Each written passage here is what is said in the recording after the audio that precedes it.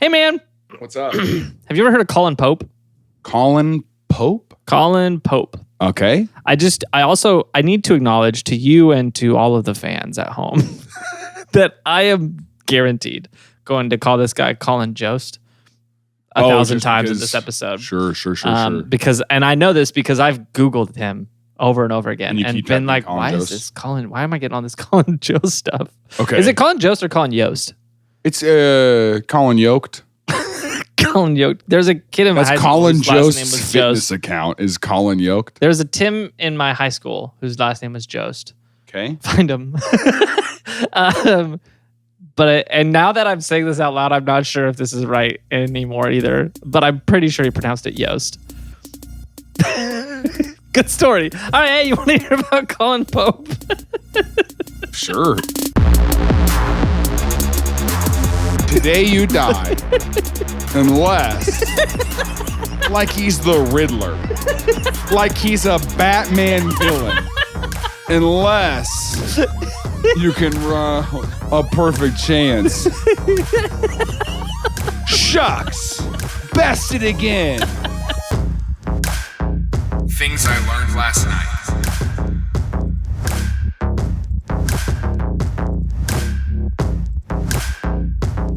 I was like, oh, wow, that was worth it, buddy. We're telling a dumb story. Yeah. Hey, okay, we got a lot of new listeners now because we had a couple of videos that hit pretty hard on YouTube. Yeah. And this is what the show is. They're really trying to give us a shot. And Yeah, there's someone who's like, really man, hard. I really want to I really liked that short, but the longs are not good. Yeah. So Collin Pope. Pronounce it you wongs. Collin Yope. Collin Yope, he was a kid in the early 2000s. Okay. And a little bit about him. He is a little like, I don't want to say nerd, but he's not popular. Early 2000s? Yeah, early 2000s. What year is he born? I don't know what year he was born, but what I can Is he like say, our age? No, he's older than us. He was in high school in 2002. Oh, okay. So okay. yeah. So I guess When I you should say kid, you mean like a high school? I mean a high school kid. Yeah, Yeah. got it. And Valid. he was not a nerd, but not cool. Like he was Okay. kind of somewhere in the middle, like a little geeky, but not Sure. like weird. Like, you know what I'm saying? Yeah. But he had middle of the crowd. yeah. He had some like popular kid kind of interests. And he also had some nerdy kid kind of interests. He kind of dabbled, rode the fence. So Collin one day, yeah. he's just hanging out in his room, doing whatever he does. Probably on AOL, In 2002? on AIM. Yeah, I was going to say, yeah, that's got to be probably AIM. And he hears a knock at the door. stressing about possibly getting drafted for the new war that's being talked about. It's 2002. I don't know. I mean, he's like 16, so like he's probably not going to. I know. He's like, oh like, man. this might have If to I get know rolled back. W, this thing's going to last 20 years. He might have been thinking about enlisting, though. Honestly, I don't know. I don't know his personality. Sure. But I mean, there's a chance. I feel like you know more about him than I do. I mean, I do, but I don't know enough to know if he would have enlisted in the war on terror. Okay. I don't know. Okay. Well, What would you have done? That was the whole 2000s was just that show called What Would You Do? what would you do? It was just a big, what would you do? Would you join the war on terror? Would I? I mean, Mission accomplished. okay, so he hears a knock at the door. God won this war. So he hears a knock at the door. He's probably on AIM or something. His mom yells upstairs and is like, Collin, someone's at the door for you. He says he's from the future. And he's like, okay, I got to find out what that's about. Are you not joking right now? I'm dead serious. That's what she said. And so... That's how she would say it too. That's such a 2002. Where is this at? You said? He's in Chicago. So it'd be like a little bit of northern accent with like, Yeah. Collin, someone's at the door.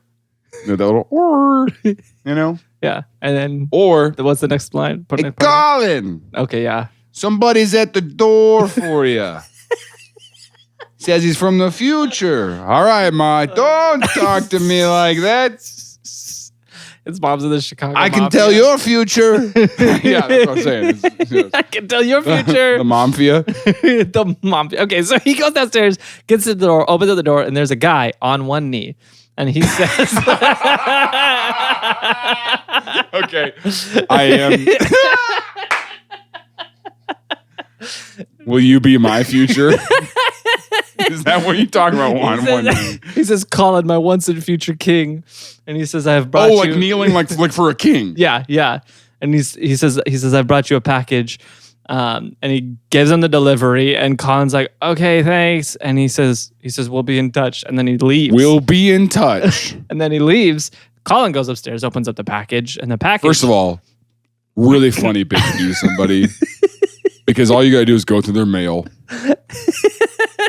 and then you know their name. All you gotta do is just walk up to a house and grab their mail, and then hand them their mail. Here's thy mail, it never fails. It makes me want to wag my tail. Man. When it comes, I want to wail. Hail! He's the king. He's the king. Yeah, I get you. Okay, so it was good. So I think it's a really funny bit to do to somebody. Is what I'm saying. It is a really funny bit. But wait till you hear this. So he goes upstairs. This unmarked What's package. in the package? It's an unmarked package. He opens it up, and it's a scrapbook. Okay. He starts flipping through the scrapbook, and it's a very interesting thing because the scrapbook tells the story of Collin's life. Got it.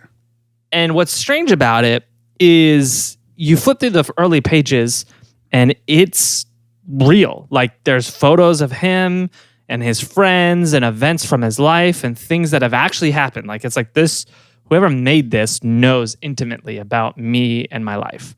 Okay. And then as it progresses, it goes past the point in time where he's at and goes through a story where he ends up becoming the savior of humanity. Right. That over the course of his life, robots end up gaining sentience, try to overtake the world, and he ends up defeating the robots, and he's like the savior of mankind. That's the story in this scrapbook. Here's the thing about the time travel stuff, though, right? Yeah. Is, let's say that happens. Yeah.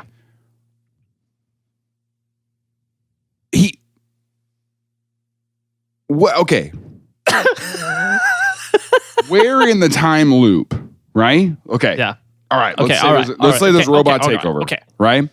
We're in the time loop because, like, does he defeat the robots? And then people are like, how did you do it? And he says, a time traveler visited me when I was in high school. Mm-hmm. Right? So then someone has to time travel to him in high school. Or does he just do it and they're like, we need to go find you in the past. Yeah. To make sure you know this is your destiny, risking messing up the whole thing. Messing up the timeline. That's what I'm saying. At which, you know, well, what I'm asking makes sense? It is messy. It is messy because you could. What do you think, Alice? you could mix it up, but it's. But that's what I'm saying is, like, you could ruin the. Yeah, I think as you hear the rest of the story, like, it makes sense logically why this event would happen. Yeah. Because I think it fits into the story. It fits into the story. Not real. It fits into the story. Okay. But what I will say is I think the situation where you do go back is where things went horribly wrong in reality, and you go back to try to fix it. You know? And so, like, he didn't actually save the world, but you go back and you tell him he's going to save the world. But he's the person who could. Yeah. Got it. To then maybe make him start to train. It's like he had a moment where he could have done it. Which we've talked about this in the podcast too before. Everyone says they go back and kill Hitler. Yeah. Right? Have we talked about how, like, if Hitler is still in our timeline and there is time travel, that means something worse happened? Yeah. And someone went back and killed that person? Yeah. That's crazy. Isn't that crazy to think about? It is crazy to think about. Probably no time travel. Probably more realistic that it's not time travel, there's no and time that the horrible atrocities committed there were horrible. terrible. No matter. There's no comparing it to other events. However, Stalin got out of that pretty unscathed on the PR movement. Yeah, they did a good job PR on that. Anyways, Glad you finished that sentence. They did a good job. So he reads this whole thing. Yeah. And it's a very striking moment for him because obviously, like I said, it's covered in a lot of information about his life and a lot of, like, intimate details about who he is. Or I mean, it's a scrapbook. So there's parts that are handwritten. There's parts that are painted. There's parts that are like cut cutesy? out of. Is it a cutesy little scrapbook? It's a cutie little scrapbook. He opens it really it is up, and there's even a page where he opens and it has a little pop up and it's him fighting a robot. And he's like, whoa, wow. It actually plays the music. Yeah. But it's like futuristic tabs. music, which you don't even know. It's like, because I mean, like, think about the music we listen to now, opposed to like even like the 1950s. And it's like, it's just stuff that's like, yeah, it's changed. Like, this is what kids listen to. You can't judge the kids of the future. Believe these kids like this. Yeah. Generation K or whatever. Yeah, he's 16 and he's like, man, these kids and their noise. Is that how he talks? Man, these kids. So his mom, like, Collin, you get somebody at the door. And then they're like, my king. And he's like, dang, these kids listen to bad music. So I just wanted to make sure I'm defining the characters correctly for us to tell this story. Yeah, these kids listen to bad stuff. So Collin is perplexed by this. Yes. He thinks it's kind of fun though. And so he's kind of fun. Okay. He's active on this forum called Something Awful. I don't know if you've heard of it, but it was somewhere in between Reddit and 4chan. Like it wasn't as bad as 4chan, but it was definitely worse than Reddit. Yeah, definitely not as. But it was before both of those. Yeah. And so he was active on there.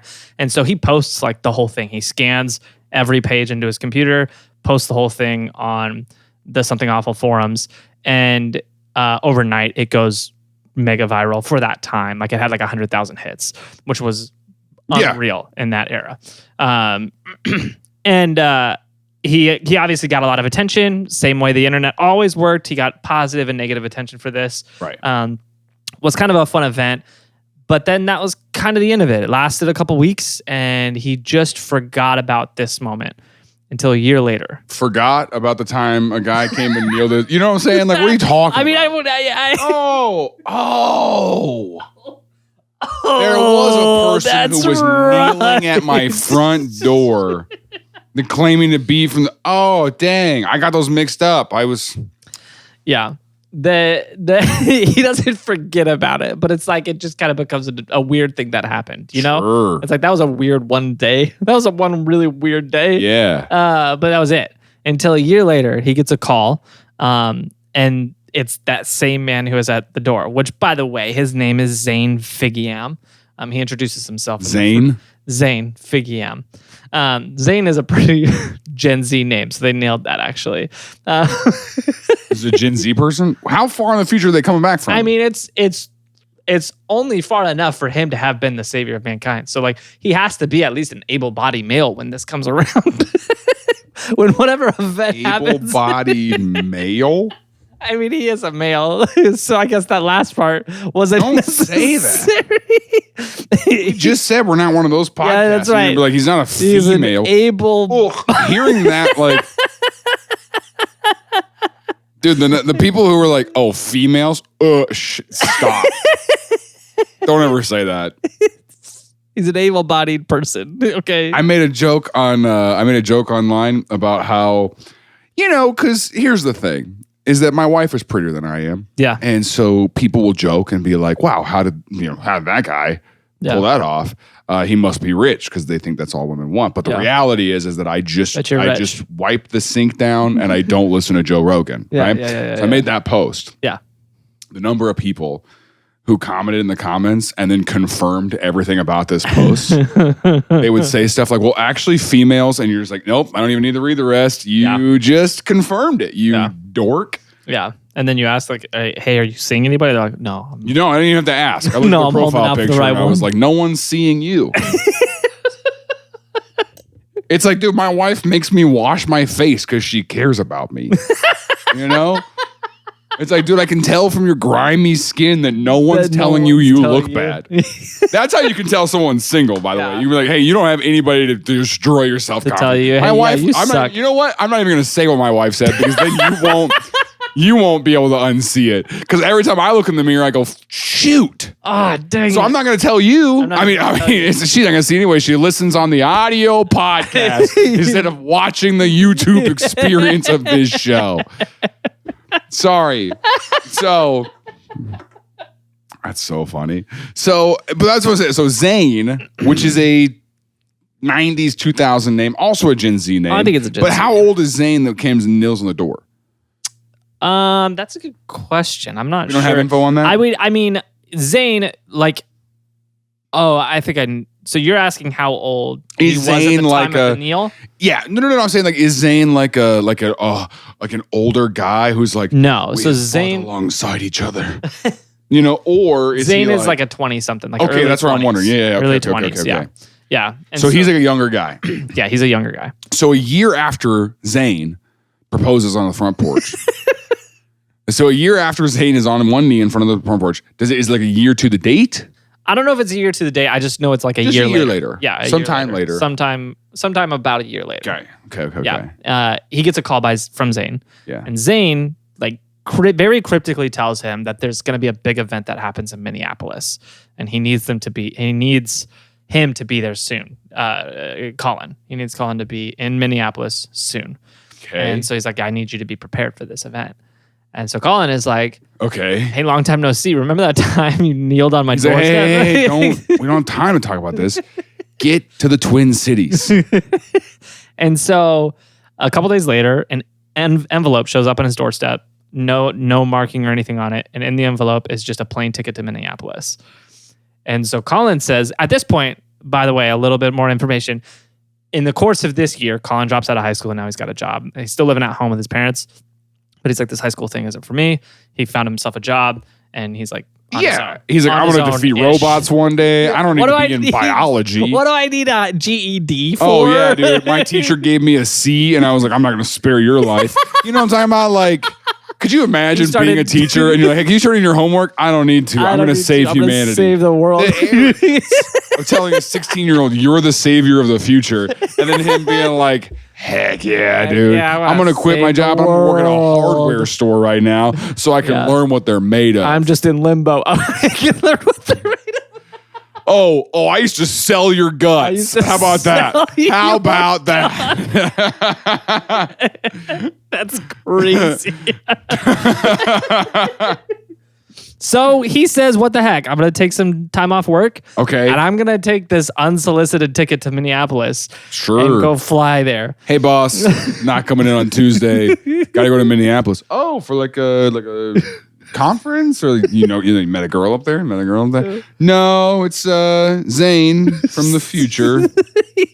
He gave me a plane ticket. Just going to kind of see what's going on. Yeah. I might as well go check it out. He told me something big is about to happen there.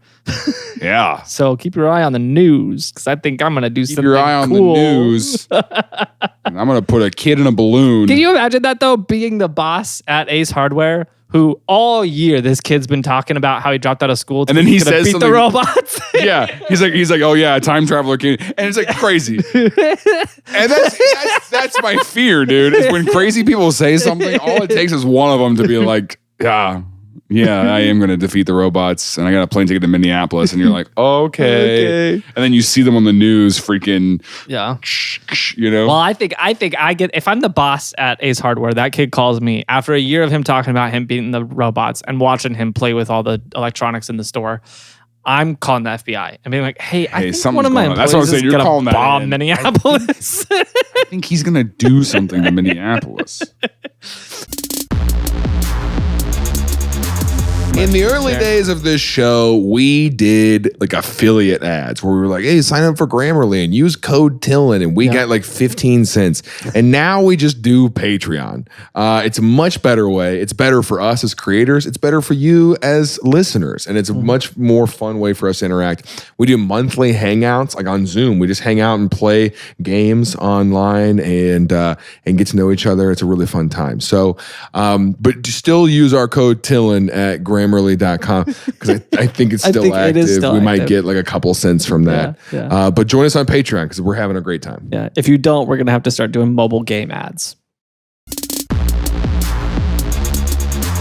So he goes and he lands in the airport, gets off the plane, and there's fighting those little robot dogs that came with your McDonald's meals back then.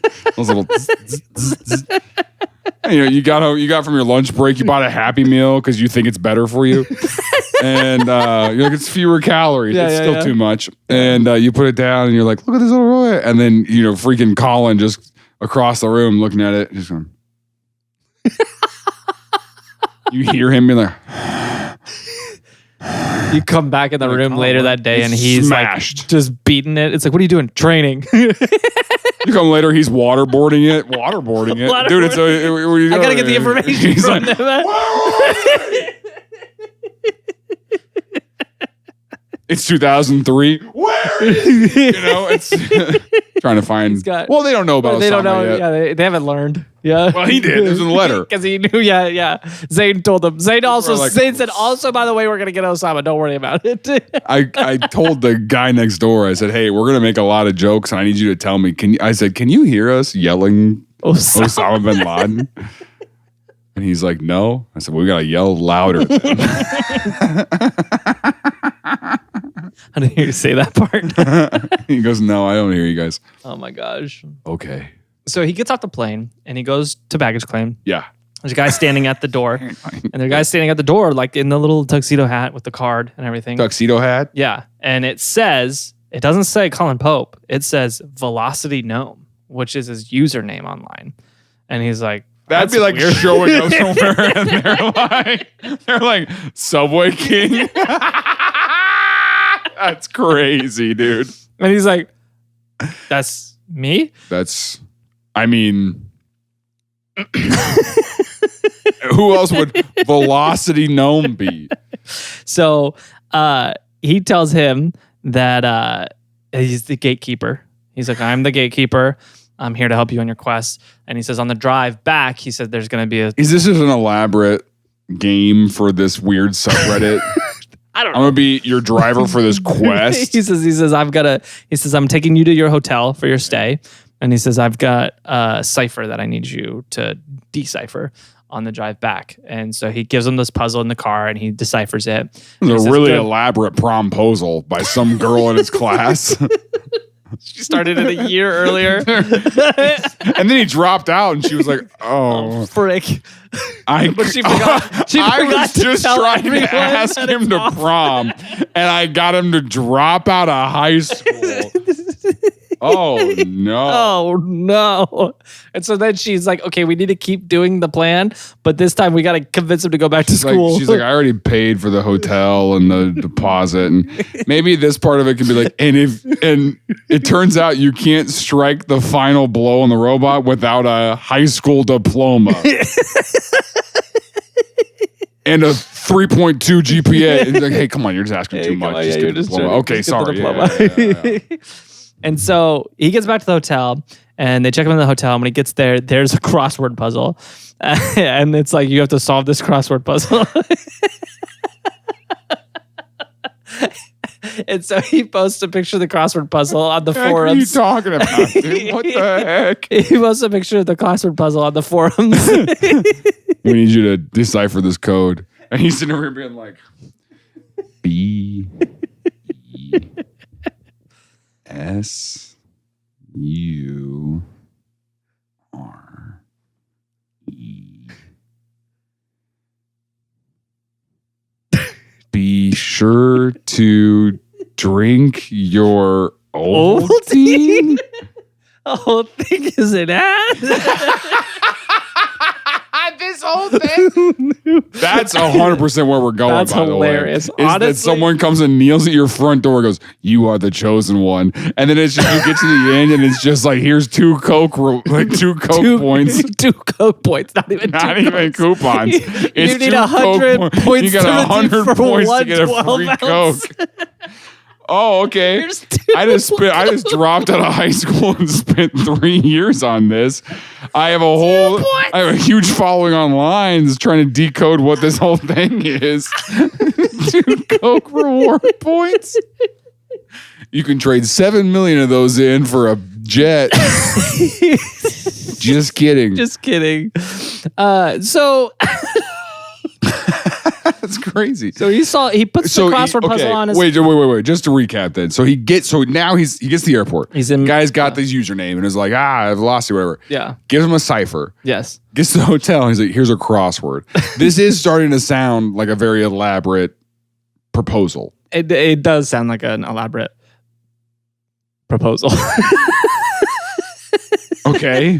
So he solves the crossword puzzle, but he kind of cheats. He puts it on the Something Awful forum and he solves it with his forum friends.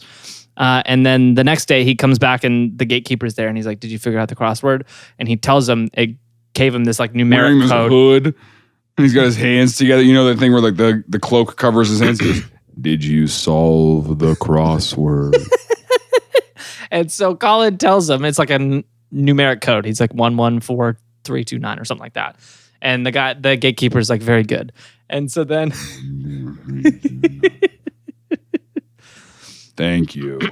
And so he drives him to a diner in downtown Minneapolis, and he drops him off there. Very cool. He says, nothing cooler than a diner, to be honest. It's actually very accurate.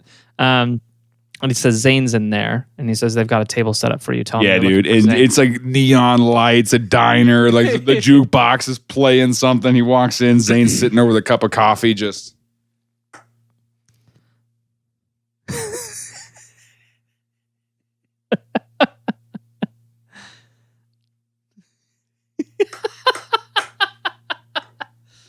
Oh, what a sight for sore eyes. Hello, Velocity Gnome. You know what I'm saying? The weird chest pat. Yeah. He stands up, salutes him. It's like everyone of the things is just looking around. It's like, what is happening over there? Okay. No, so they tell him that Zayn's in there, just ask for him. And so he walks up to the hostess table and he tells him he's here for Zayn. Looking for Zayn. They're like, okay, you're at that table over there. And so they walk him over to the table. And table. they're like looking around and they're like, it doesn't happen to be the guy in like futuristic body armor, that really right? weird guy over there. Doesn't happen to be that guy with that weird guy. He's been on one knee this whole day. He's been here for 4 doesn't have to be the guy with a sword, right? But it's like a toy sword. And those like those sunglasses that are just like one so line. Thin. It's those like just so dumb. It's like we know like that's not doing anything for you. You know, is it him? Yeah, so she's like, okay, yeah, I'll take you to this table. And so she takes him to his table. He sits down, and the guy sitting right across from him, he thinks is going to be Zayn. And the guy says, are you Zayn? And he's like, no, I'm Collin. And he's like, oh, I'm Tyler. He's like, but they keep calling me Shags. And he's like, yeah, they keep calling me Velocity Gnome. And he's like, weird. And so they start talking, and they realize the same thing's been happening to both of them. Like they both have gotten and then visited. The waitress comes, drops off a little note. They flip it over and it says, fight to the death. It just says kill each other. Kill each other. And it's the robots who have formed this elaborate plan. Yeah, to get him there. And so, long story short, the waitress comes back and she does slide them a note. I hate when I'm ahead of the story. That's crazy. What does the note say? She slides them a note, and it's a note from Zayn. And Zayn basically says, hey, I'm not going to be there today. I'm glad you guys met. Shags, he's like... Shags, he says Velocity Gnome. He says, Velocity Gnome, Shags is your right-hand man. And you guys are going to end up working together in the future. You're number 2. I'd quit just then. If I found out I wasn't the guy... I'm here to just be a second. year late. You're telling me someone shows up at my front door. They give me a scrapbook of my future. They fly me to Minneapolis. Mysterious. Hold on. I dropped out of high school. I'm working at Lowe's. And then I come out of here for no reason. And then I sit here and you go, you're his right-hand man? No, I dropped out of school for this. I'm the hero. I gotta be the hero or nothing. I can only imagine that's how you must feel. It's how I always feel. So he tells them that they're teammates. He's his right-hand man. And he says, hey, I have this is my right hand, by the way. Well, you know, this is my right This side. is my right hand also. We both have our right hand on this side. This is both of our right hands. Yeah. We have to flip the whole room around. Yeah, so that way we both can have each other on the right, so we can both be each other's right-hand man. Yeah. It's the whole thing. We're 51-51 partners. It's a whole thing. We don't have the confidence to be number 2. Yeah, neither of us. Something that we have a deep hole inside of us. Neither of our parents really loved us enough. They loved us arguably sometimes too much, but not enough in the ways that we needed. And so now we're both sitting here. We both need to be the best. Deep sorrow inside of us. Yeah. And Tim had a kid to try to fill his, but that hasn't worked out. And he's got a career. do have a career. It's actually not working really working. well. It's actually, every time that anxiety I'm not gonna bubbles lie, up, it's like, oh yeah, every time that's that right, bubble I'm comes up, I go, successful. and I go, oh, I'm really good at this.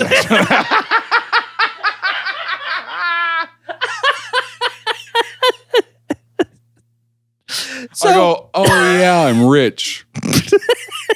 he's not rich. That's what sucks, man. Sometimes life is hard. Sometimes life gets hard, and sometimes things are stressful. And I sit back and I go, oh yeah, I'm rich. Not rich. And He's like not that's rich. the whole thing, dude. It's all a mindset.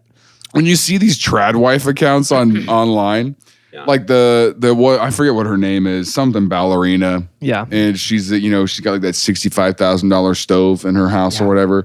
And then you're like, man, that's crazy, And sometimes as a man, you go, shoot, I feel like I should probably earn more so that my wife could stay home because it is very appealing to be able to just raise kids and be able to be home. Have a $65,000 and then you go, oh, her husband's the son of the CEO of JetBlue. Yeah, so that helps. Oh. Life is, me and my wife were talking about like money can't buy happiness, but money does pay for all the things that make me unhappy to go away. You know what I'm saying? That's true. That's true. Money doesn't buy happiness, but it pays for the unhappy stuff to disappear. Yeah. That's true. Anyways, so they read the Sorry. Oh, it got too real. Tim doesn't know what it is because I don't like feelings. I know.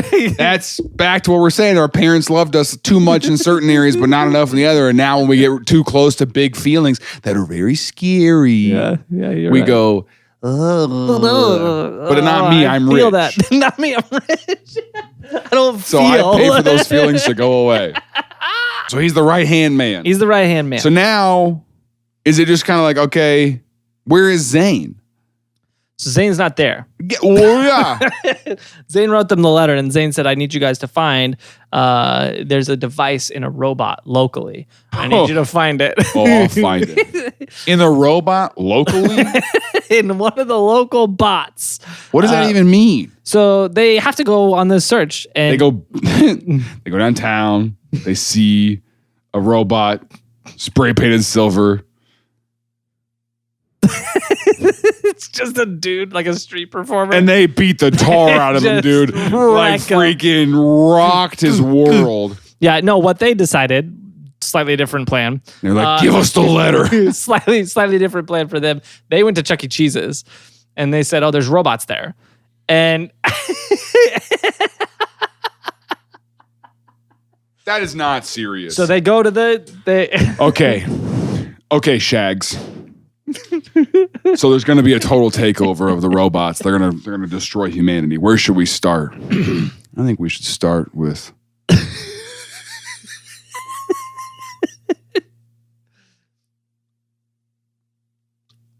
I can't remember his name. Dadgummit. What's the pizza guy's name? I was guy. I was trying to pull Chucky. out that. Chuck No, E. I was Cheese. trying to pull out the freaking Popsicoli or whatever his name is. The mustache, the guy on the drums, right? Oh, yeah. It's like, yeah. Pascoli. Pascoli's. We got to start with Pascoli. Yeah. Dang it. I couldn't get it. It was there, really though. funny. It was Dang good. it. You want to try it again? I'll laugh. Oh! If you do it, you All can right, do let's it. edit it. The robots are about to take over the world. Yeah. Where are we going to start? I can't remember his name. See, it's always a simple bit that gets Tim. So they go to Chuck E. Cheese. They go to the little stage with all the robots. And they start digging through their pockets.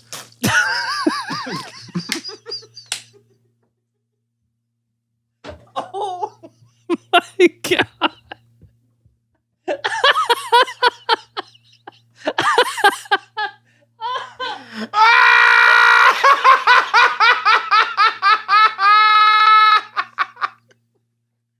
Took a while for me to notice too. It took a while.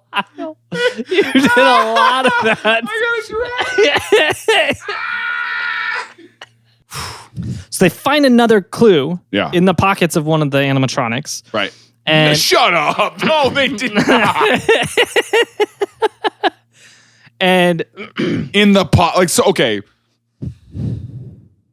imagine you work at Chuck E. Cheese. Yeah.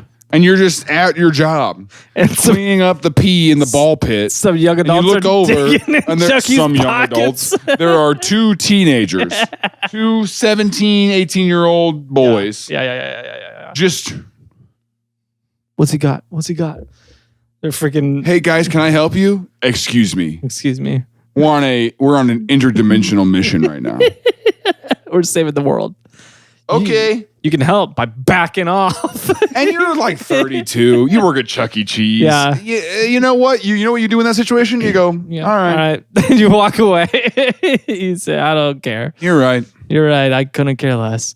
I am in your way. Yeah. That's what my dad used to say. Anyways, so they find this new clue, and the clue eventually they saw that they figured out it's leading them to a nearby forest. But before they leave the Chuck E. Cheese, someone approaches them and says, "Hey, I'm supposed to give this to you," and it's a package. What were their instructions? The person who says, "I'm supposed to give this to you," when you see some kids dig through the robot pockets, my once and future king. Please go to the Chuck E. Cheese on Glenstone.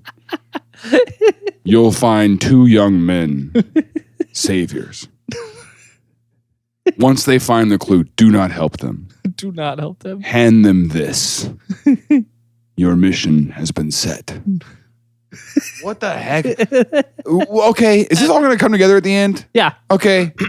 And so... It's an ad. I'm calling it right now. So they open up the package. So wait, so someone at Chuck E. Cheese is like, here you go. Yeah.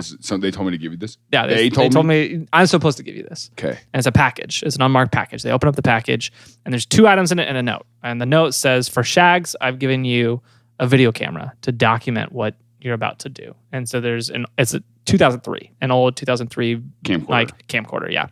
And then for Collin, or Velocity Gnome, as they're calling him, I've given you a memo pad to take notes of what you're about to see. We want this well documented in multiple platforms, so that way we don't lose the information of what we're seeing. Sure. And so they go back outside. The gatekeeper's waiting for them. He drives them to the woods and drops them off.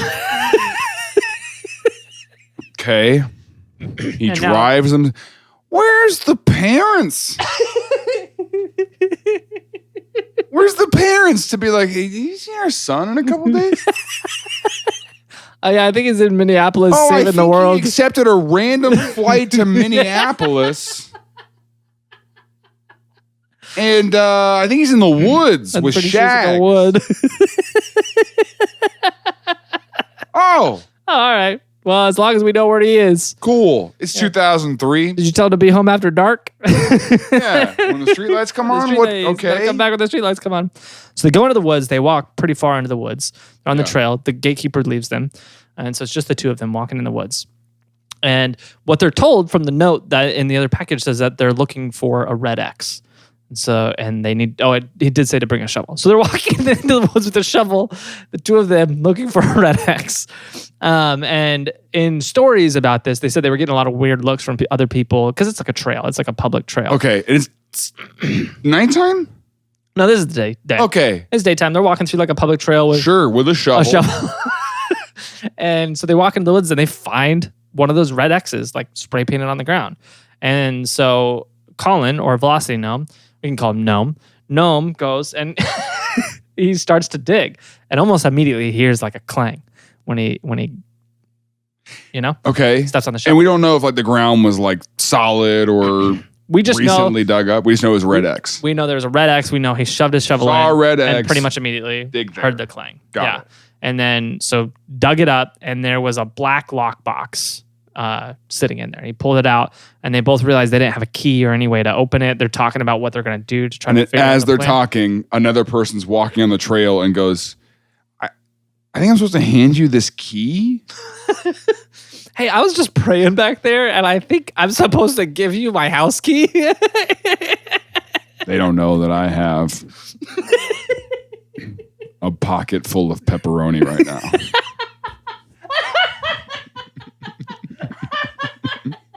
I forget which episode we talked about that in. That's crazy. Yeah, I have no idea what the context is of that, but I remember the joke. Okay. So they're kind of talking about what they're going to do, right? How they're going to get this thing open. And then Shags like takes a step back and he pulls out like a phaser and he points it at Collin. And he says, today you die. And he tells him to put the lockbox down. And he basically confesses to him that he's not Shags, that he's someone named Maggie Hark. And he's actually a robot. And he says he's brought him here to kill him. And he says the only way that you will survive is if he pulls out a 20-sided die. And he's like, you roll a successful chance roll and you escape. So this is an elaborate Dungeons and Dragons. And so Collin takes the die and he rolls it and it's successful. And so Maggie, Shags, or Maggie Hark goes, rats, and literally runs away. Like just runs out of the woods and leaves him there alone in Minneapolis in a city he's never been with this black lockbox and this 20-sided die. And he's just like, what is going on? So he leaves the woods. Today you die. Unless, like he's the Riddler. Like he's a Batman villain. Unless you can run a perfect chance. Shucks. Bested again. And then he just I'll get you away. next time, Batman. What are you talking about? So he runs away. I have given you so many good topics for this podcast, and you're sitting here going, they're in the woods, and a robot's looking at him, and he's like, today you die. Ah. That's what are you doing? Just wait. I have doused myself in water. I am sitting in a puddle right now for this show, and you can't give me more than, he's holding a box and he's like killed by a robot. At the end, they go, happy Sweet 16. What is happening? Yeah. I mean, sorry about it. Okay. So he's left in the woods. He walks back out the trail with the lockbox and his memo pad. The Maggie ran away with the camera, so he doesn't have any of the video from the day. Okay. Which is unfortunate. But what he does have is the memo pad. He does have the lockbox, and he does have the dice, or the die, the 20-sided die. He goes back out. The driver's gone.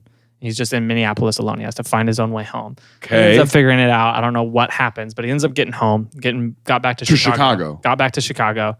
Eventually, he got into that lockbox and found another scrapbook. And this scrapbook had even more information about his story. And essentially what it tells him is that there's this massive ongoing event that has been unfolding throughout history involving him. And what had happened was sometime in the near future, robots became sentient. They took over the planet, and he was leading the charge, like a general for the humanity fighting against the robots in the war. Okay. And then he had a son, and his son was named Zayn. And so that same Zayn who reached back out to him was his son. Okay. And what happened was him and his son had kind of this estranged relationship because he was never around because he was fighting in the war. And you know what's fun? Is I feel like you believe this one. I can see it in your eyes a little bit, you know? Because sometimes there's a lot of these stories that I just don't buy lately. Oh, of course. But this one, you're just like, he had a son. Much like I've got a son. Yeah, it's different now that I'm a father. I view this differently. Zayn? So he's reading the scrapbook. He has the son Zayn. Him and Zayn have a bad relationship because he's always out warring. But then one day, they take a father-son camping trip. And so they to repair their relationship. To repair their relationship. Like, son, in the middle of the war. You know where the robots can't get us? The woods. In the woods. And so they go on this camping trip. And something happens on this camping trip where dad has to take a phone call or something for the war. And so he ends up having to get separated from him for the war. He's doing some war thing. Yeah. And so ring. Ring, ring. Hello. Hello. It's the war. Sorry, honey, it's the war. Sorry, honey, it's the war. Gotta go. Gotta go. War is calling. Caller ID says war? Caller ID says war. War sounds a lot like a Question 28-year-old woman. Got the year just right. War sounds a lot like a 28-year-old woman? Follow that through. What are you talking I'm about? saying dad's having an affair is what I'm saying. Oh. And he's calling her war. It's him and I'm going to war. He's like, oh, no. Oh, no. Can I have this class? Yeah. So he gets separated from his dad on this camping trip is the point. Okay. And as a part of that separation, he ends up getting attacked by robo-bears. And the robo-bears attack him and they deeply mutilate him. And they turn him into a cyborg. And they rename him. Robo-bears. They take him in as one of their own. And they push through, buddy. Don't worry about me over here. Keep talking about robo-bears. They rename him Maggie Hark. And so Hark. Okay, wait. He gets attacked by robot bears. Yeah. Robo-bears. Get the Robo-bears. terminology right. And he gets turned into a robot? He gets turned into a cyborg. So they rip him to shreds. Right. And then they give him robo parts to fix him. Kind of like Darth Vader. Yeah, I know you yeah. haven't seen it, but like a Frankenstein type situation. Yeah. And so they bring him back to life as part robot, part human. And they say, "You want to kill Is your Darth dad?" Vader part robot, part human? I mean, yeah. Spoilers. It's not really a spoiler. Anyways, I guess it is a little bit of a spoiler. Anyways. I've never seen it. I know you haven't. So then they say, "Hey, you want to kill your dad?" And he's like, "Matter of fact, I have for a long time." He's kind of mean. He's spent all his time with the war. Yeah, he just let me get attacked by robot bears while he's off talking to some 28-year-old. We all know it's not the war. First of all, let's be real. If that dad's having an affair, he's not 28. Yeah, fair. Hey, thanks for listening to Things I Learned Last Night. Just so you know, we got a new merch line coming out for this summer. So you've been working on that summer bod and you want to show off how ripped you are, you can get a small t-shirt from us. Or if you've not been working on that summer bod, why don't you check out our 2X selection? So we do have some really cool designs. I'm actually really proud of them. We got like a honkin' and bonkin' shirt. We've got just regular Things I Learned Last Night. These are, listen, we don't make a ton of money from this show. This is literally to help cover our expenses, which, like microphones and Alex. And so thanks for supporting our show. Okay, so Maggie Hark is what they named him. The Bears? The Bears. The Bears said, "You want to kill your dad? You're Maggie Hark now." The Bears were like, "You, Maggie Hark." And he was like, "I am Maggie Hark." The Robo Bears, they can talk. Okay. They're not dumb. I don't know where this story goes. So they're like, "You want to kill your dad?" Yeah. And he's like, "Yeah, I'll go do it right now." And they're like, No, you have to do it a little earlier. Yeah. So what happens is they then get involved in this wide-ranging timeline of Maggie and Velocity Gnome trying to kill each other. And so there are pages upon pages upon pages of Collin Pope. Okay. And that Zayn guy he met. But Zayn's like photoshopped as like a cyborg. And then Collin throughout history, at like famous moments throughout history, fighting each other. And what is happening is Maggie is consistently defeating Velocity Gnome, like, because he's just a person versus the cyborg. And so there's just this constant battle of like all throughout history, they're time traveling and battling. Like history, like going back in time. Yeah. So there's like footage of them, or I shouldn't say footage, but like photos in this scrapbook of them in like ancient Rome fighting, and then like them in like the Pleistocene era, like, and like even photos of them in the future. So like they're all throughout time. They're at the Last Supper. They're hanging out. Yeah. If you do the montage in like a movie, right? You're the Last Supper. You guys are fighting you're like shooting bullets at each other. A stray hits Lincoln. Guy gets blamed for it, and then the whole thing. Yeah, that's the concept. Okay. That's the concept. And so that's the storyline, is that he gets from this. It's like, okay. Sure. And it kind of wraps the whole thing up in this neat little bow. Okay. And so he just kind of goes along with his life. And Collin at this point? Collin does. Collin's like, well, I mean, he's 18. Yeah. He goes back to He's Ace now Hardware. found out that one day he's going to have a son who's going to get turned into a cyborg and try to kill him. Yeah. And he's like, well, he's actively trying to kill him. like, he did try to kill him in Minneapolis. Okay. Because that was he met his son Yeah. who tried to kill him, but luck of the die. Luck of the die. And so now he's just like, well, back to the hardware store. Yeah. So he goes back to Ace Hardware. And so he kind of just goes back about his regular everyday life. 6 months later, someone sends him a message on the Something Awful forums. Okay. And says, hey, you should check this out. And it's a link to an art exhibit happening in upstate New York. Yeah. And that art exhibit is talking about his life and this event and everything that happened. And so he's like, I'm going to go check that out. And so he goes. I'm going to go. Okay.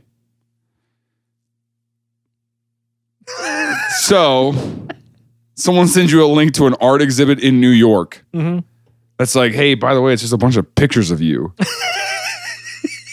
And you're like, I should go there. I should go. And not once do you think, I should call the police. So ironic that you say that. Because he gets to upstate New York. He goes to go check out the exhibit.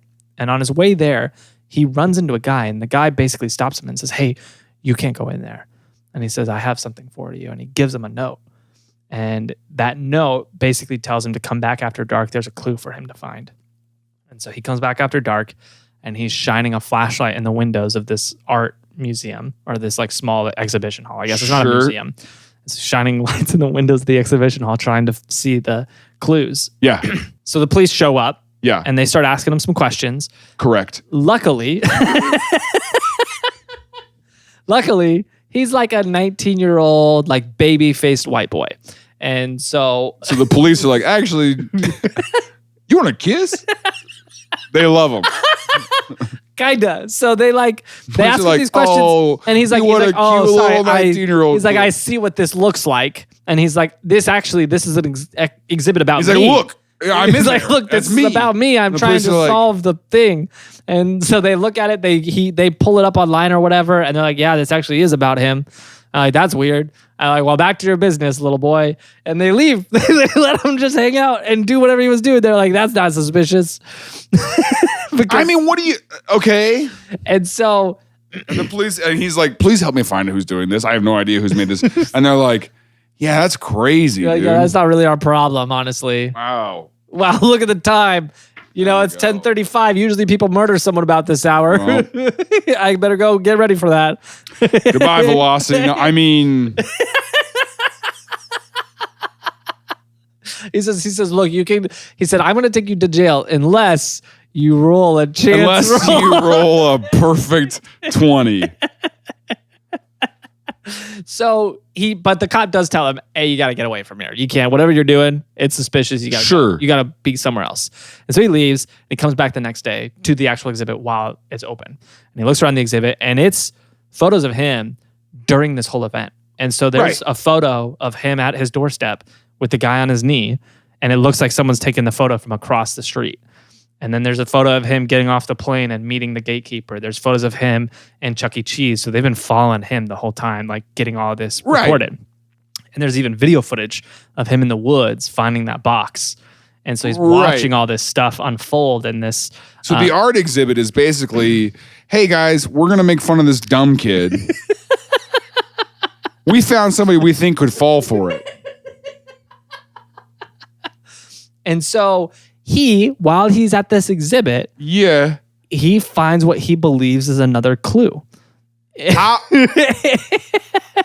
is it that you're at an exhibit, you see you've been made a fool, and you're like, this is real. This is real. So he goes and he sees what he believes is another clue, and he kind of follows that rabbit trail, and eventually it leads him to the point where he finds the phone number of a guy named Dylan, who he believes is the mastermind of this whole thing. Okay. He calls Dylan, and Dylan answers the phone and says, oh, hey, great. Or no, he calls the phone number. It says Dylan's mom's phone number. And so Dylan's mom answers the phone. It's like, hey, Dylan's what do you mom. want? It's me, Dylan's mom. Oh, I'll find it. Dylan. It's that boy from the past. It's the war. That's the code word he told me to say. So he calls, his mom answers. His mom's like, yeah, I'll give you Dylan's number. And so his mom gives Dylan his phone number. Okay. Why would the phone number be? Okay. So he calls Dylan. He's like, I'm going to make this person call my mom and then see if my mom will give them my phone number. What I should say is it doesn't seem like this was... It seems like he tracks down his mom's phone number. It doesn't seem like he was given. Okay, this wasn't a clue that he was given. This wasn't the answer to the clue. Yeah, it was like he tracks down his mom's number. And then he calls Dylan from the number his mom gave him. And when he calls him, Dylan answers his phone. He's like, hello? And he's like, oh, Collin, I was hoping to hear from you. And they kind of talk back and forth for a little bit. And then all of a sudden, there's the beep. It was the answering machine on his phone. And so he knew Collin was going to be calling him and set up an answering machine and did that thing we all did in high school where we're like, hello. Hey, I can't hear you. Yeah, same thing. No, say it louder. No, louder. Louder. Louder. Louder. La, la, la, la, la. Boop. That's crazy. And so he's like, oh my gosh, it was a voicemail. And so he calls back the next day. Hello? Hey, I tried to call yesterday. No, I can't hear you. Yeah, okay, so I tried to call yesterday, and I got your voicemail. Louder. I tried to call you louder. He falls for it again. Boop. Gosh, dang it. No. Well, here's the thing. It's another voicemail, but it's different. It's a different answering machine. Boop. Okay. And so this happens for days. So every day, whoever this Dylan person is just, that's what I'm saying. It's like, how do you find someone in Chicago? You're like, hey, you guys want to mess with the kid? You guys want to ruin somebody's life? Yeah, it's art. It's art. It's art. It's art. I promise it's art. Not bullying. It's art. Yeah. And so he finally, after days of this, he finally gets a hold of him and connects with Dylan. And Dylan says, hey, I've got something I need you to see. Hello? He answers the phone for Hello? real. I'm not falling for this. Falling for this no, time. for real. It's me this time. It's actually me this time. I don't know about this. Collin, it's okay. It's me. It's okay. I'm really here. Are you sure? Are you being honest with me? Are you telling the truth? If this is live, say potato. Potato. Oh, okay. So this is real. Beep. Go! No, he calls him. He calls him, and Dylan picks up the phone, and it's like, hey, you've reached Dylan. I'm sorry I can't come to the phone right now, but it's actually him. Oh. Dang it. Boop. Did you just say boop? You just said boop. I've heard so many beeps over the last week. I know that wasn't a real one. So Dylan says, hey, I've got something I want you to see. I want you to come to New York. And so he gets him to come to New York. Wait. I thought he was already in New York. Oh, no. So he went home. He went home between this. Yeah. Okay.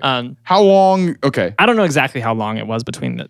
So he leaves. What I do know is this has been about 3 years from the day Zayn showed up on the store step. That's what I do know. So at this point, he's like 19. Yeah. And so he's like, I want you to come to New York. I got something to show you. And so he comes to New York. When he gets to New York, he goes, it's another whole charade situation. He meets a couple different characters. They go, they solve a bunch of clues. You'll get the answers you seek. But for now, Kevin Hart. So he comes to New York. They do all this thing. They do all these different clues. They go all these different places. The gatekeeper's there again, driving them around town. And then at the end, like the culmination of this, they take him into this alleyway and they walk him into this door. And there's a guy that's like rushing him through these halls. And in the halls, there's all these photos on the wall of him. And throughout this whole saga, and then other photos that he doesn't recognize, photos from his childhood. Like it's just him everywhere. And he can hear very loudly what sounds like a large crowd chanting Velocity Gnome. And he's getting Go ahead rushed. And chant that. Go ahead. Let's see how it goes. Velocity Gnome. Velocity Gnome. Velocity Gnome. And so he's hearing that. I was wondering what the cadence was going to be. It's like that. And then he gets rushed through these halls and out this door into a room where this happens.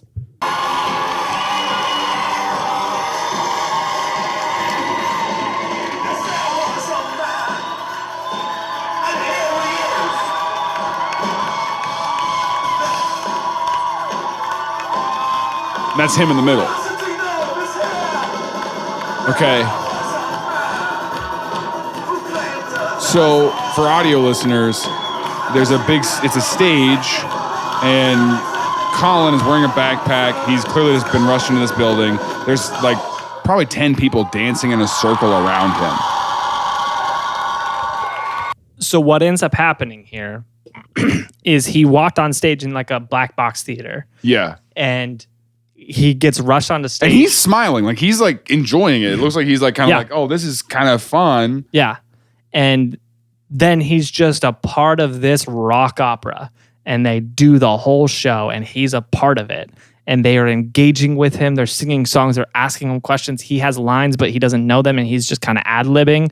And they do the whole story. The crowd seems to be in it. There's a few hundred people there. And there's moments where there's like, he says something and the crowd whispers something else to him. And he says what the crowd says. What? And so the whole thing, like everybody in the room is like in on it except for him. And there's like a few hundred people there. And so they do the whole show. And the whole show kind of tells that whole story again. And then it leads up to this moment where all of a sudden they're doing this big musical number. And then it cuts and someone in the crowd comes in and you hear them yell, "Father." And it's Maggie Hark. And they have their kind of final battle where he defeats Maggie Hark on stage. And that's the... With like what, foam swords or what? I don't know exactly what it was. I just know they have their big final battle. And they defeat him on stage. And then the curtains roll. The crowd goes wild. But the crowd, like, they were in on it. So we're going to go wild no matter what. And that was the end of the story. And Collin... So they flash mobbed him. So let me tell you what actually happened here. Collin goes back. He writes this whole story. He launches a website called The Future Shock, where he writes the whole story of everything happens. Okay. Puts every single event. He like logs all the stuff from his notes, all the like pictures he has. He scans all of these documents, all the stuff, all the scrapbooks, all the notes. He like scans them in, so they're all on his website, telling the whole story. And at a later date, the creators of this concept even end up coming forward and telling the story of how it happened. They're two kids by the name of Dylan and Joe. They're college students when it starts. And they said... How do they pick Collin? So what happened was one day they were just on the internet. One day they were hanging out talking. They were trying to remember a friend that they used to have that they used to play Dungeons and Dragons with. And they were like, nice. They're like, we gotta see if we can get back in touch with him and start playing games with him. It's been a long time. We haven't talked to him in a little bit. So they use the internet to try to track him down. They end up finding the little brother of this kid. And it's not Collin, but they find him on this small, obscure website that was like a proto social media. And this was before even Friendster, before MySpace, before any of that. And it was just this group of these 12 kids at this small school in Chicago. Then this is how they kept in touch with each other. And it was built by this kid, Collin. And so they started following their life on this little social media platform. And they said it was kind of like our version of the real world that only us had access to. And these kids had no idea we were watching everything they were posting on this website. And so we were like... And this is totally normal because we're college students and full-grown adults and we're spying on 15-year-old kids. And like, that's normal. And like, it was so fun for us to be able to log in online and be like, I wonder what our teens are up to today. What our teens are doing. Oh, what did your teen do today? Here's what my teen did. You freaking creeps. And so they said they watched for about a year. And then... Totally normal. You guys are weird for thinking it's weird. You're weird for thinking it's weird. Thinking it's weird, okay? Weird. So they watched for about a year, and then this event happened. They don't tell us what event happened, but they had an event happen. It's only weird if you make it weird. That they could tell really hurt Collin. And they could tell Collin was like in a bad spot because of whatever this event was. They don't say what it was. Sure. So they say, man, probably when his son got killed by robot bears. They were like, we should do something to help him feel better. But like, wait, we don't know this kid. And he doesn't know we know everything about him. And so they say, hey, maybe we could kind of create this elaborate story where he's the savior of the universe. Okay. This kid's kind of sad. Seems like he might have got broken up with. Maybe the girl that he likes said no to going to prom.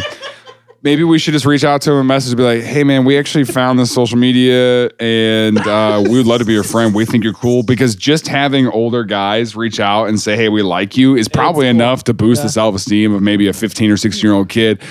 But what if we made a crazy scrapbook and showed up at his door? What if we got on one knee and we're like, you're the savior of the world, and convinced him that actually his whole life is part of an interdimensional drama? Yeah, we should do that. Oh, what are you working on? Just cheering up my teen.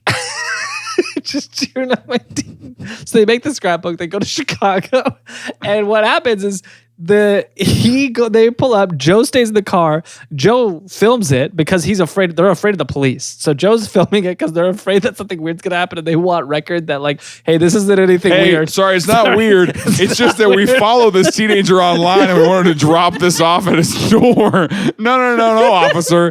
No, officer. Nothing weird happening. Weird is happening. We've just been keeping tabs on this kid's personal life for 2 years and are kind of worried about him. So now we're here to cheer him up.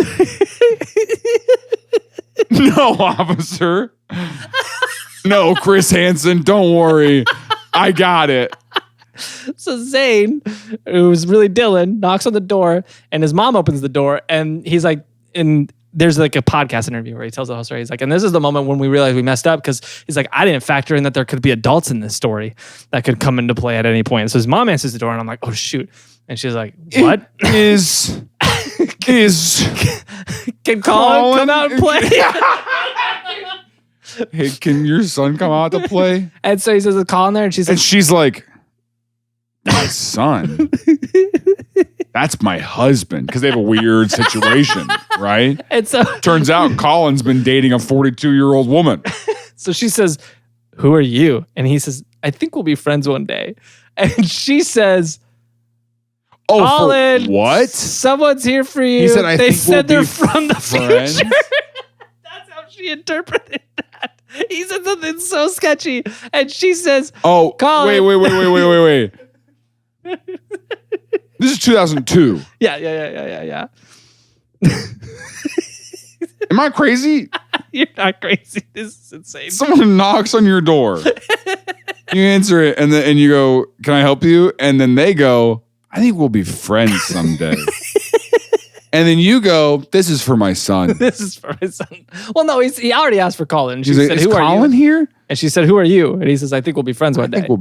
I think we'll be friends one day. And then he says, and then she says, Collin, someone's here for you. They said they're from the future. But that wasn't part of it. That wasn't part of it. The future thing was not part of it. Well, it was part of the scrapbook. But she just took what he said. It was like, he says it's from the future. Yeah, but like, he probably would have said, I'm from the future. He didn't say that, though. Okay. Yeah. So he comes out. So she knew it was in the notebook then. She didn't know. That's what I'm saying, though. I'm saying, like, she goes, he's from the future. The notebook says he's from the future. Yeah, but he said something that loosely sounded like she's from the future. He's from the future. And then she connected that to he's from the future. But it was surprising that she did that, is the point I'm making. Oh, okay. Like, he was like, that was a weird thing to say. Like, even in the moment. Well, it was also a weird thing to say. I think we're going to be friends one day. Hey. I think we're going to be friends one day. Is Collin here? I think we're going to be friends one day. Are you hitting out of my mom? They call it Riz where I'm from. So he comes down, he gets the thing, posts the stuff online. They go home. They think it's the end of it. But then the next day he wakes up to a phone call. Dylan wakes up to a phone call from Joe. And Joe says, go online. And so he's like, you got to check this out. And so he goes online. To the 12 friend group social media thing. No, goes to something awful for him because that's where Joe told him to go. and he sees that it's like the front page is their scrapbook. And he's and like, we got to do 100,000 something. hits. Yeah. And they look at the comments, and some of them are positive, but a lot of them are really negative, and they're saying this kid is making the whole thing up. And so he's like, well, we got to make it real because now he's getting cyberbullied. Oh, he's getting made fun of by people online because he believes there's a time traveler who came to him. So what should we do? Two strangers who don't know this guy. Well, Dylan, I think we have to make it real. You're right, Joe. Should you and I commit the next 4 years of our lives to this project? I think so. Well, that wasn't the plan. So the plan was, okay, we're going to send him to Minneapolis and we're going to keep doing it to make it real and have the whole thing. And that's going to be the end of it. So they do the whole thing. They get all the footage and they're like, okay, let's make an art exhibit out of this at least. Like, let's get something out of this. They make the art exhibit. And then he shows up at the art exhibit. And they're like, why are you here? And then he starts calling Dylan. And they're like, okay, we've got to finish. We got to put a bow on this somehow. So they write a rock opera. we gotta put a bow on this somehow. We gotta put a bow on this somehow. And that's just his thinking. That's just his thinking music. It's his thinking music. You gotta put a bow on this somehow. And he goes, Dylan, what are you singing? Gotta put a bow on this somehow. Gotta put a bow. Gotta fight the robots and them now. Hey, I think we got something. We should write a rock opera. You know what just came out in the movies? Phantom of the Opera. Phantom of the Opera. We're really big on writing. I was going to say Schoolhouse Rock, but same thing. What was that? I was going to say Schoolhouse Rock. School of Rock. Was School of Rock 2005? I don't know. Yeah, probably after this. But yeah, so they write the rock opera. They call him up. They get him to come out for it. And of course, we see how that all played out. And so this was really just these kids cyber stalking some And then kid. at the end of all the rock opera, the curtain falls, it comes up, the whole cast bows, and Collin's like, okay. And then they shoot kids out and they go, are you happy now? Yeah, are you still sad about that thing? And they're like, what thing? And then they tell him, and he's like, oh, I forgot about that like 3.5 years ago. But now that you brought it up. But now I'm kind of sad about it, actually. Oh my gosh, Why'd you bring it up? We're going to have to set up another package. Gonna have to put another bow on this. That's crazy. I mean, like, how does Collin react? Like, so he puts all this on the future shock. Collin loved the whole thing. Okay. Collin was like invested in the whole thing. And then what was really interesting is they did such a good job with this because like Shags came in the story, and Shags was playing a character like he wasn't that interested. Like he was kind of getting drug along. Okay. Like he kept going by Tyler. He's like, I'm Tyler. I'm not Shags. And like he was like, I'm not invested in this. But he was a character in it all along. And so like there was all these things that they did, and they did so many like minor details. Like there was a character he ran into at one point where she was wearing a WNBA jersey that said the Futurettes, which first of all, they nailed the fact that the WNBA was going to take off, but also like they just had like all the Caitlin Clark jersey. It's like generic white girl named Caitlin. Lewis and Clark. Okay, great. Yeah, we got it. And she literally was just born that day. Crazy that they nailed that. They literally walked around the hospital. They're like, give us the tallest girl here.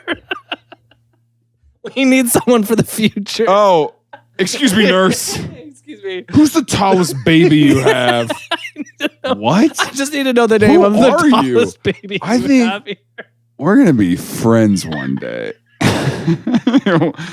Get out of the hospital, you freak. And the nurse is like, oh, okay, I'm going to call the doctor. Hey, there's somebody here from the future for you. Ring, ring. Hello. It's the war. Hello, it's the war. What? Okay. And so they talked about it. They said it was kind of fun to do because as the more we got into it and the bigger the further it got from even being about Collin at this point. They said what was interesting is you write this whole story, this whole thing becomes such a big deal, and like pranks were really popular at the time. Yeah. But he said what we realized, Dylan was talking about it. Dylan was like, we realized pranks were always at like the expense of other people.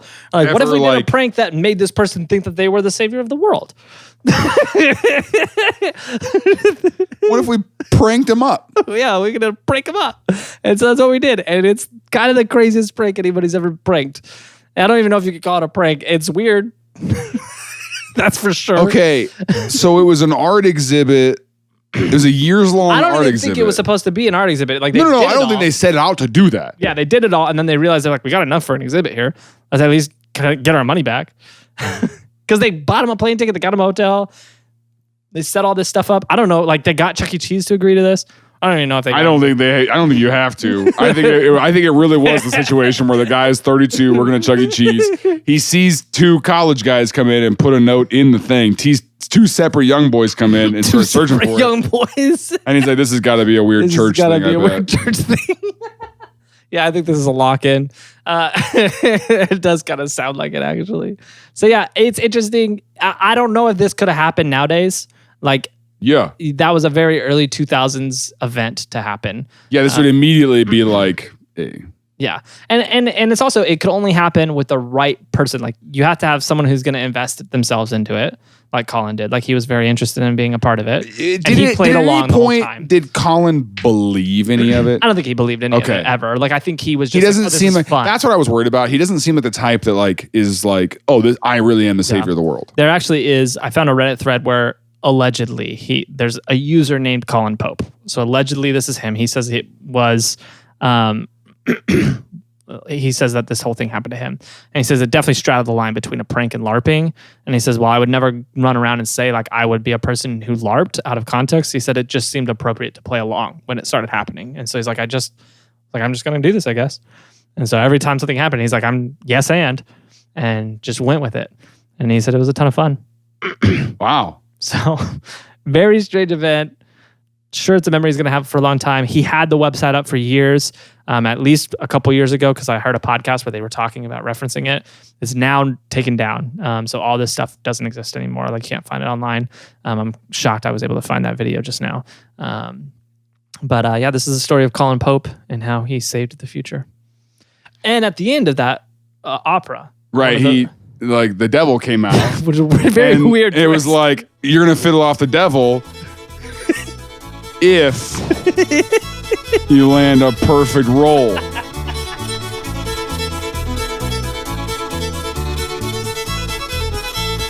Hey, thanks for checking out this episode of Things I Learned Last Night. If you like it, we got another one, Latitude Society. It's somewhere around here in the description. You should check that one out. It's a very similar story of like a really cool, fun puzzle experience. Worth checking that one out. And if you want next week's episode right now, you can do that by becoming a Patreon supporter. All of our patrons get access to every single episode a week early, ad-free, and access to a bunch of other perks like merch discounts, Discord with our hosts and producers, hangouts every month. Super fun place. And you help make this show possible. So we really love all of our patrons. Thank you for your support. And we'll see you next week on another episode of Things I Learned Last Night. Oh, make sure you like, comment, subscribe, all the stuff the YouTubers tell you to do.